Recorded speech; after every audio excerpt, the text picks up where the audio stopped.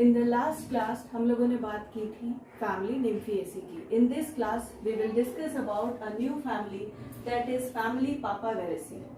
Family Papaveracea is also known as poppy family. Actually, this family is known as poppy family on the behalf of the plant opium, which is known as a field. Now, the family Papaveracea is represented by about 26 genera, and the systematic position of this family is Polypetalae, Thalamiflorae, and the order is the same order, Rennell's. So it belongs to order Rennell's. Now I will start the plant description. First of all, I am starting with the habit. They are generally annual or perennial herbs. They are generally annual and perennial herbs. और इनके पास पाया जाता है milky and coloured latex. Generally हम लोग जो latex देखते हैं वो मिल्की होता है और कुछ स्पीशीज में, कुछ जेनरा में कलर्ड लेटेक्स भी प्रेजेंट होता है. तो they are specialized by presence of milky और coloured latex. Now root. Root is tap root and they are extensively branched. Extensively branching होती है, but the root is tap root. And what about stem? Stem is generally herbaceous and sometimes woody. Sometimes woody.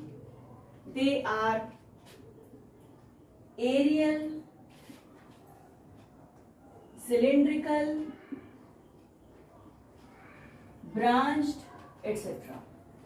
So the stem is generally herbaceous, woody, aerial, cylindrical and branch. Branching पाई जाती है stem में. बहुत important feature है stem का कि जो stem होता है वो जनरली होता है glabrous. Glabrous means the stem which is without hairs. Hairs नहीं पाए जाते हैं स्टेम पे, तो इसे क्या कहते हैं? ग्लैब्रस कहते हैं. और कभी कभी हेयर्स पाए भी जाते हैं, तो at that time the stem will be considered as hairy stem. Now leaves. Leaves are generally alternate, having lobed leaves. इनकी जो leaves होती हैं उसमें lobes पाए जाते हैं और उसी के साथ साथ they have milky latex. तो milky latex यानी कि white latex पाया जाता है Papaver में. It is the type genera of the family Papaveracea. और yellow पाया जाता है. Yellow latex is present in case of argemone. और भी बहुत सारे कलर के लेटेक्स होते हैं जैसे ऑरेंज लेटेक्स. ये पाया जाता है चेलिडोनियम में, चेलिडोनम में. So these are the several examples having different colors of latex. Now inflorescence. Inflorescence is inflorescence इसका होता है Solitary मतलब single flower present on the axis. This type of inflorescence is known as solitary, and sometimes racemose और साइमोस type का भी inflorescence कुछ plants में देखने को मिलता है. Racemose inflorescence means the new flower at the apex and the old flowers present at the base. तो न्यू फ्लावर अगर एपेक्स पर प्रेजेंट है तो इस फ्लोरल एक्सिस की जो ग्रोथ होती है वो इनडिटर्मिनेट होती है, रुकती नहीं है, चेक नहीं होती है. इसका जस्ट अपोजिट है साइमोस, जिसमें आप देखेंगे कि जो ओल्डेस्ट फ्लावर होता है वो सबसे ऊपर की तरफ होता है और जो न्यू फ्लावर्स होते हैं वो बेस की तरफ प्रेजेंट होते हैं. तो oldest flower is present at the apex, that is why its growth is checked. Therefore, in cymose inflorescence, determinate growth of floral axis takes place. Now, after inflorescence, some flower characters.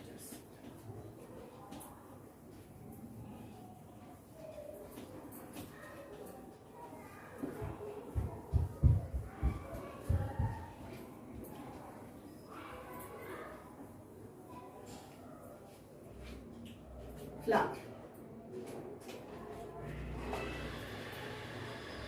Flower is generally ebracteate, actinomorphic, bisexual होता है, यानी कि they are hermaphrodite. Hermaphrodite means ऐसे flowers जब दोनों sexual organs present होते हैं. It is known as hermaphrodite और बाइसेक्सुअल फ्लावर. तो दोनों सेक्स ऑर्गन प्रेजेंट है, इस वजह से पेटल सेपल भी प्रेजेंट है. तो in this condition the flowers are considered as complete flower and they are hypogynous. They are hypogynous. They have large and showy flowers. Now, after flower, some parts of the flower. First of all, the outermost whorl is calyx. तो here sepals present होते हैं 2 या 3 और यहाँ पर present होती है polysepalous condition. Polysepalous condition means the sepals are not fused, they are free. तो सेपल्स हैं 2 और 3 polysepalous. Now next is corolla. Corolla present है यानी कि पेटल्स हैं 4 और 6. It is just the double of the number of sepal. Sepal 2 थे तो पेटल कितने हो गए? 4 थे. अगर 3 है तो कितने हो जाएंगे? 6 हो जाएंगे. And the petals are polypetalous. Here polypetalous condition takes place. It means polypetalous condition means the petals are free and they are often crumpled. They are often crumpled. Crumpled means बहुत सारे folds present होते हैं.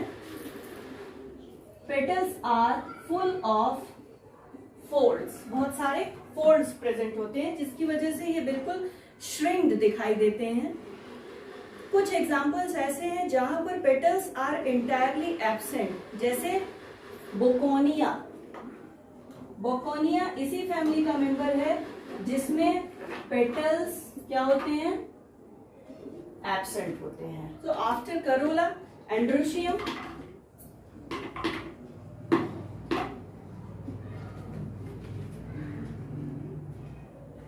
Androecium having stamens numerous. Stamens are numerous. They are free and arranged spirally. They are arranged. इस तरह से arrangement होता है. They are arranged spirally and they are basifixed. Basifixed anthers होते हैं. Basifixed means यहाँ पर बनाते हैं. ये देखिए, ये है एंथर लोब और ये है उसका base. This is called as basic fixed anther. Now, after androecium, gynoecium. Gynoecium is composed of two or more fused carpels. दो पाए जाते हैं जनरली, या कभी कभी क्या होते हैं, दो से ज्यादा भी कार्पल्स पाए जाते हैं. Each carpel is fused together. Now, the ovary will be superior. Hypogynous flower है तो ovary will be superior. Now, after gynoecium, placentation. Placentation is parietal type. Placentation के बारे में हम लोग पहले ही बात कर लिए थे. एक हमने वीडियो शेयर किया था जिसमें हमने सिर्फ प्लेसेंटेशन के बारे में ही बताया था. Now the last one is fruit. So which type of fruit is present? Generally the fruit is a capsule. The type of fruit is capsule. And the general floral formula. General floral formula. First of all, flower ebracteate थे, ebracteate हो गया. उसके बाद actinomorphic, bisexual, calyx कितने हैं? 2 to 3. Corolla कितने हैं? 4 to 6. Androecium कितने हैं? देखिए न्यूमरस. न्यूमरस है तो क्या होगा? ऐसे होगा. उसके बाद गायनोशियम कितने हैं? 2 और मोर. गायनोशियम के लिए G लिखेंगे. यहाँ लिखिए 2, यहाँ लिखिए मोर. उसके बाद क्या है? ओवरी सुपीरियर है. सुपीरियर के लिए ऐसे अंडरलाइन कर देते हैं. और दोनों क्या है? फ्यूज है आपस में. देखिए 2 और मोर फ्यूज्ड कार्पल. जब फ्यूज रहेगा तो उसको हम लोग क्या करेंगे? ब्रैकेट में कर देंगे. तो ये हो गया floral formula. Now come to the economic importance of the family.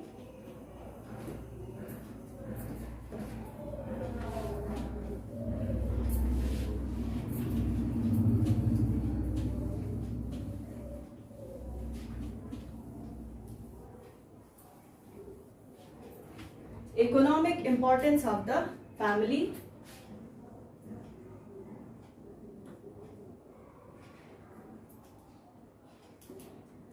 The first and very important plant is known as Papaver somniferum. It is the type genera of the family Papaveraceae, and the common name is opium. And so many different types of alkaloids are obtained from the unripe fruits.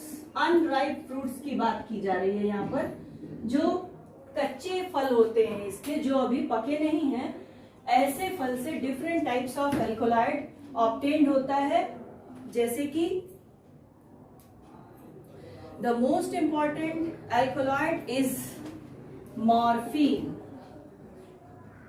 तो morphine का जो percentage है वो है करीब 5 to 6%. 5 to 6% of morphine is obtained from the unripe fruits of the opium or poppy. अगर यही fruit पक जाए तो उस कंडीशन में, ये तो अनराइप फ्रूट की बात हो रही है, अगर फ्रूट क्या हो गया? पक गया, उस कंडीशन में सिर्फ 1% ही मॉर्फिन ऑब्टेन होता है. इसी वजह से जब इस प्लांट में फ्रूट लगते हैं उसी समय क्या करते हैं? इस अल्कोलॉइड को हम क्या करते हैं? उससे आइसोलेट कर लेते हैं. And this alkaloid is known for its sedative properties.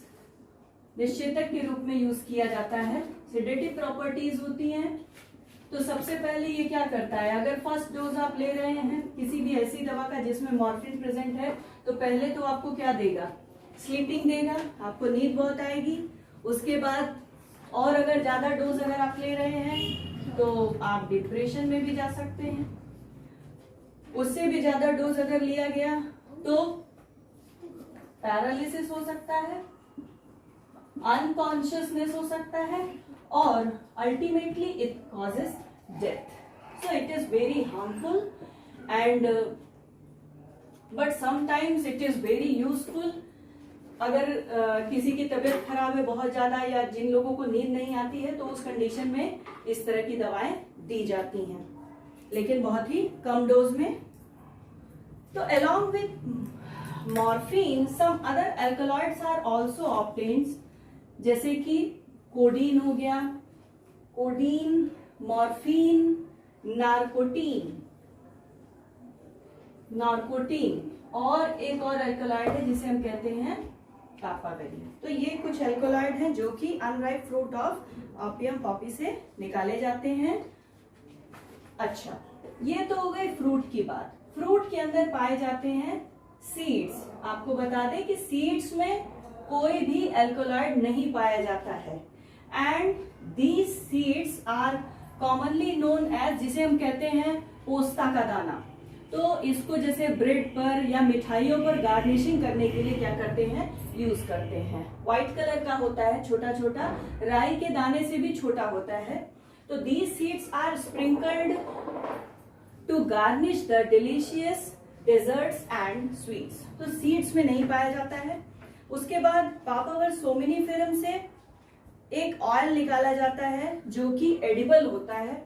इससे क्या मिलता है, एडिबल ऑयल ऑब्टेन्ड होता है and this oil is used in the preparation of animal and human food. और इस ऑयल से बहुत तरह के सोप्स और कॉस्मेटिक्स भी बनाए जाते हैं.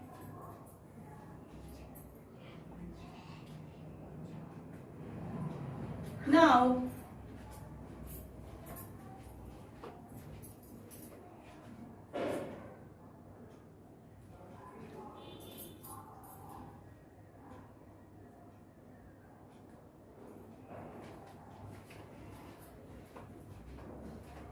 so this edible oil is used in the preparation of animal and human food and sometimes it also used in the formation manufacture of soaps and cosmetics. Now this plant is very useful in the manufacturing of wrapping paper. तो wrapping paper भी इससे बनाए जाते हैं, जो इस plant का जो पल्प होता है, पल्प से बनाया जाता है रैपिंग पेपर. और उसके बाद अब देखेंगे, ये तो हो गए कुछ, हाँ, अब उसके बाद हम देखेंगे कुछ ऑर्नामेंटल प्लांट्स जैसे कि आर्जिमोन मैक्सिकाना. येलो फ्लावर्स होते हैं इसमें, इसे कहते हैं प्रिकली पॉपी, कांटे होते हैं, prickly poppy, and it is having yellow colored flowers which are an ornamental plant.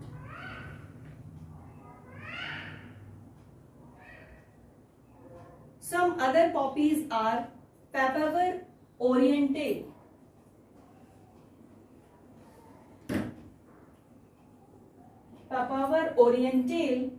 having purple flowers. It has purple flowers. Some non-edible oil also obtained from the seeds of Argemone mexicana. Argemone mexicana के जो seeds होते हैं, इससे non-edible oil obtained होता है and which are used for the adulteration in mustard oil. Mustard oil में मिलावट की जाती है, इसी का तेल निकाल करके मिलावट करते हैं, अडल्ट्रेशन किया जाता है. तो ये कुछ इकोनॉमिक इंपॉर्टेंट पॉइंट्स थे फैमिली पेपावेरेसी के. इन द नेक्स्ट क्लास हम लोग कुछ और फैमिलीज के बारे में बात करेंगे.